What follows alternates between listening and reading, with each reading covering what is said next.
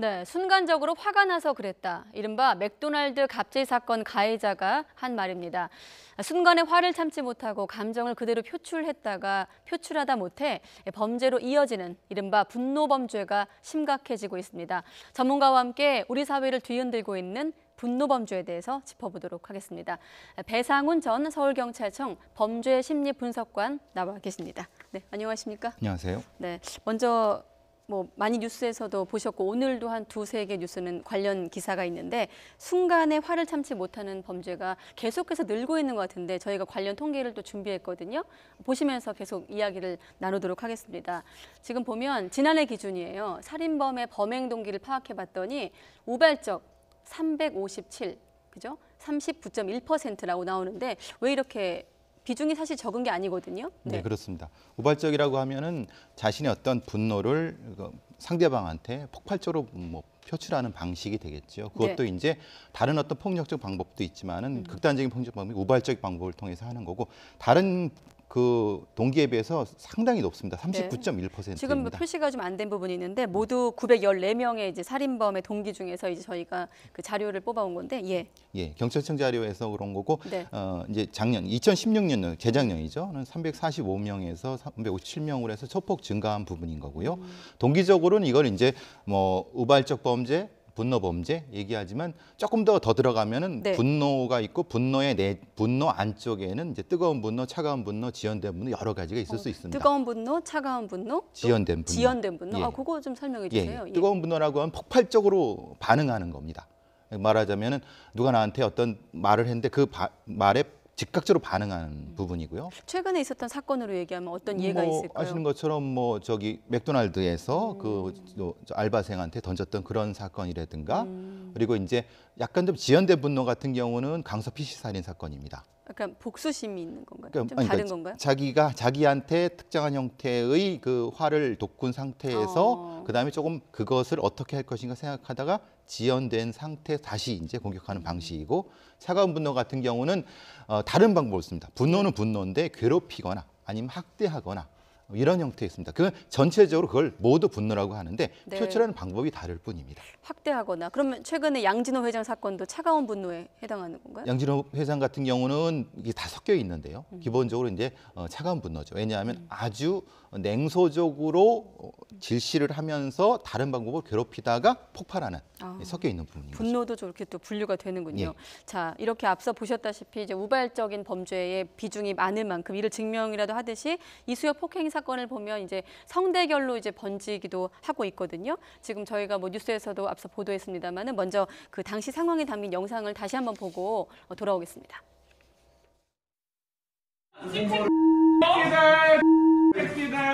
야, 너네 여자 못 만나봤지? 너네 여자 못 만나봤지? 야, 서지야.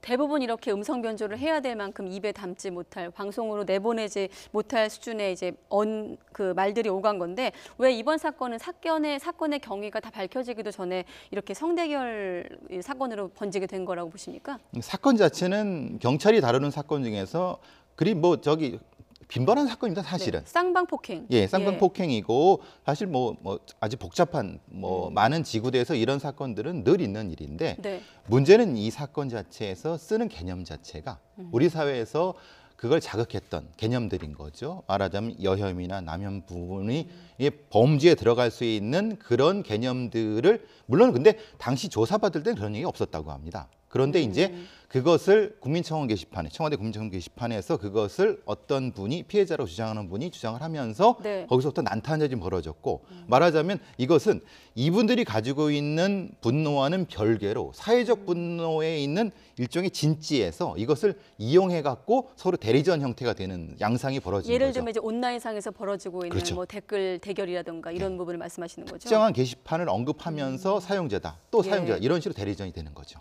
그러면 지금 현재 이제 경찰도 이를 논란을 의식해서 이례적으로 이 영상 사건 초기에 CCTV를 먼저 확보했다고, 먼저 공개했다고 이렇게 앞서 취재기자 얘기를 했는데 그러면 이번 그 사건의 본질과 관련된 수사에도 이번 그 혐오 논란이 좀 영향을 미칠까요? 근데 이제 우리는 이 헤이트 크라임 말하자면은 증오 표현, 헤이트 스피치라고 하죠. 그에 관련된 법은 없습니다. 그렇지만은 동기적으로 동기를 예. 찾아갖고 나중에 이제 흔히 말하는 양형에 도움이 되게 수사를 할 수는 있습니다만은 이 범죄 자체는 쌍방폭행으로 기소가 될 것이고요. 나중에는 누구의 그 과에 따라서 상계가 되는 방식으로 진행이 될 겁니다. 만약에 많이 다친 사람과 적게 다친 사람에 따라서 그리고 누가 유발했는가에 따라서 네. 처리가 될 겁니다. 경찰도 어느 정도 사건의 개요라든지 경위에 대해서 파악을 했다고 했거든요. 심리관님이 보시기에는 지금까지 상황만 놓고 봤을 때는 쌍방폭행으로 그러니까 이제 보시나요? 쌍방폭행이라고 하는 것이 그 즉시적으로 벌어지는 것이 아니라 예. 시간적으로 조금 떨어져도 쌍방폭행입니다. 우리나라의 법 체계하에서는 말하자면 누가 먼저 시비를 걸고 때렸다 하더라도 거기에 대해서 보복을 하게 되면 그 10분, 20분, 30분 지나서 보복을 하게 되면 그래도 쌍방폭행입니다. 예. 우리가 보통 시차를 둬도 시차를 둬도 그렇습니다. 만약에 그걸 이제 보복을 한다는 게 자력구제거든요. 자력구제를 우리나라 법에서 금지되어 있기 때문에 네. 체계상으로는 쌍방폭행이지만 누가 유발했는지에 따라서는 상계가 된다는 것입니다. 네. 자, 이번 사건은 폭행이었지만 아마 이 사건 보시면서 이성 혐오 논란 이 얘기 들으시면서 아마 2년 전에 강남역 안타까웠던 살인 사건도 기억하실 텐데 우리가 2년이 지났는데도 아직 사회가 달라지기는커녕 좀 더 이 논란이 좀 심화되고 있는 것 같거든요.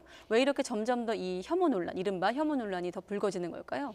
기본적으로 이 혐오 분노라는 것이 구체적으로 우리 사회에서 논쟁을 해본 적이 없습니다. 말하자면 그냥 단지 혐오하고 혐오 집단끼리 서로 대리전을 하고 있는데 네. 구체적으로 그 혐오가 어디서부터 나왔는지 그 분노라는 것이 어디서부터 유래했는지에 대한 심각한 토론을 통해서 그것을 찾아서 해결하려고 하는 것보다는 나의 권리, 우리의 권리들을 서로 주장하다 보니까 이것은 서로 간의 전쟁밖에 안 되는 상황인 거죠.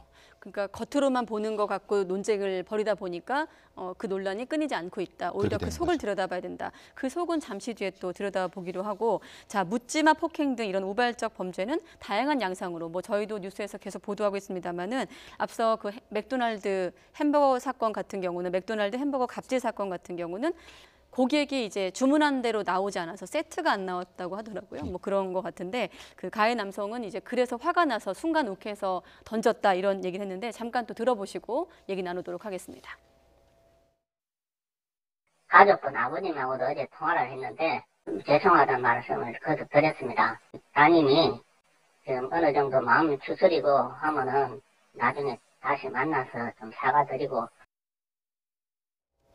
네, 가해자 본인 입으로 얘기한 것처럼 순간 욱해서 사건을 저질렀다고 했으니까 이 사건도 분노 범죄의 한 유형이겠죠? 예, 특징적인 게 볼 수 있습니다. 예. 이분은 이 알바생은 제대로 된 주문을 했습니다. 근데 이분은 사실은 이 감정 상태가 이전에 다른 이유 때문에 이미 올라와 있는 상태입니다. 말하면 에너지가 축적돼 있는 분노 에너지가 축적된 상태에서 네. 그 알바생이 말하는 것을 자기 망상에 따라서 바꿔 들은 겁니다. 그러니까 이 알바생이 자기를 공격했다고 생각을 하는 거죠. 실제는 아닙니다. 그렇기 때문에 순간적으로 그 알바생의 얼굴에서 자기가 미워했던 어떤 사람, 어떤 상황이 바로 생각나서 바로 공격을 하는 방식이거든요. 회사 일 때문에 스트레스가 많은 상태에서 순간 뭐 화가 났다 이렇게 얘기를 하거든요. 예, 그건 맞을 겁니다. 아, 그러니까 그럼, 이건 변명은 아닐 겁니다. 그렇지만 예. 그렇다고 해서 알바생을 하면 안 되죠. 근데 그것이 그럼요. 자기의 내재적인 분노가 폭발한 상황이라는 겁니다. 이런 사건은 앞서 말씀하신 유형 중에 뜨거운 분노와 차가운 분노 중에 어느 뜨거운 분노죠. 이거. 뜨거운 예. 분노에 해당하는군요. 우리가 또 이런 걸 잘 알아야도 대처할 수 있기 때문에 여쭤봤고요.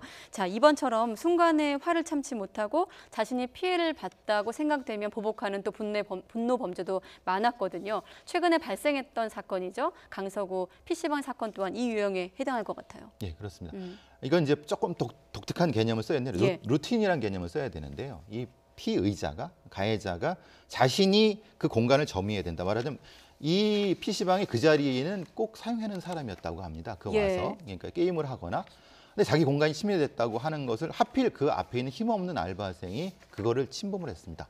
그러니까 이 사람은 거기에 대한 분노가 생겼는데 상대방은 자기보다 크고 자기는 작기 때문에 다른 수단을 이용해서 공격할 생각을 했던 거죠. 그게 이제 잔인한 범죄로 넘어간. 그러니까 말하자면 이것은 분노 범죄이지만은 결국은 이 분노는 자기 안에 있는 겁니다. 네, 예. 뭐 이런 사건은 뭐 여러분들이 더 많이 들으셨기 때문에 여기까지 듣기로 하고 이제 앞으로 어떻게 해야 될 것인가에 대한 시간이 많지 않습니다만 논의를 좀 해야 될 때인 것 같습니다. 왜 이렇게 우리 사회를 울분 유발 사회 이렇게 표현도 하던데 자꾸 우발적 범행이 느는지 좀 따져봐야 되겠습니다만은 앞서 그 자료에 보면요 가정 불화가 76이 있었고 현 현실 불만이 44가 있었거든요. 적지 않은 비중을 차지하고 있는데 앞서 말씀하신 근본적인 원인이 여기에 좀 있지 않나 이런 생각이 드는데요. 기본적으로 이 우발적이라는 부분에 대해서는 구분이 안 돼 있습니다. 미국에서도 30년 전에 범죄의 동기를 분류할 때 그냥 묻지마 살인, 우발적이라는 걸로 쉽게 퉁쳤는데 네. 실제로는 그걸 세세하게 무엇이 분노인지를 좀 학술적으로 연구를 해야 되거든요. 우리는 그런 기반이 전혀 없습니다. 말 그대로 그냥 묻지마거든요. 사실 그게 그러면 안 되고 이 범죄가 구체적으로 어떤 이유 때문인지를 찾아갖고 거기에 대한 해결책을 찾아야 되는 것이죠. 그 네. 해결책이라고 하면은 그 사람이 어떤 분노 때문에 그 일을 했는가를 찾아야 되는 겁니다. 그 사람이 왜 이렇게 분노했는지. 예. 예를 들면 지금 나온 사건들의 가해자를 좀 분석해 볼 필요가 있다. 그렇죠. 사회적 분노인지 개인적 분노인지 가정의 분노인지를 따라서 거기에 맞는 처방이 돼야 되는데 네. 지금은 그 처방은 처방이나 처벌만 되고 있는 거죠. 네, 원래 따로 질문을 드리려고 했는데 한 번에 모아서 드리면 차별금지법 마련이 시급하다 이런 얘기도 있고 또 해외에서는 혐오 표현 사용을 좀 금지하고 위반하면 또 처벌하는 나라가 있다고 하더라고요. 좀 대안들이 있을 것 같아요. 어떤 대안들이 있을까요? 우린 차별금지법이 2003년, 2007년도 시도되다가 계속 무산되고 있는데요. 차별금지법, 일반적인 차별금지법은 여러 가지가 있습니다. 지금처럼 여성차별, 남성차별에 대한 부분도 포괄적으로 해결해야 되는데 네. 문제는 여러 가지 그것을 반대하는 분들 때문에 이제 사실은 그렇지만 어쨌든 그것도 논의가 돼야 됩니다. 무조건 차별금지법이 제정돼야 된다는 것보다는 예. 단 아까 말씀드렸죠. 혐오 표현에 대한 것은 분명히 규제가 돼야 됩니다. 왜냐하면 이 혐오 표현은 사이버상에서 한 번 제기가 되면 네. 끊임없이 상승하게 됩니다. 그렇기 때문에 누가 이걸 제어하지 않는 한 각자가 각자를 공격하는 서로가 서로를 공격하는 방식이 될 수밖에 수위가 없거든요. 점점 높아지기도 높아질 하고. 수밖에 없죠. 그리고 지금 이수역에서 생각하시면 예. 갑작스럽게 그 다음 단계의 말이 툭 튀어나옵니다. 그러면 그 사람은 또 다음 단계에 툭 튀어나오기 때문에 그때 상대가 올라가게 되거든요. 반드시 혐오 표현에 대한 규제는 필요하고요. 유럽 같은 데서도 이 규제를 하고 있고 특히 사이버 공간에서의 규제는 반드시 필요하다고 보여집니다. 네, 여기까지 듣도록 하겠습니다. 오늘은 배상훈 전 서울경찰청 범죄심리분석관과 함께했습니다. 오늘 잘 들었습니다. 예.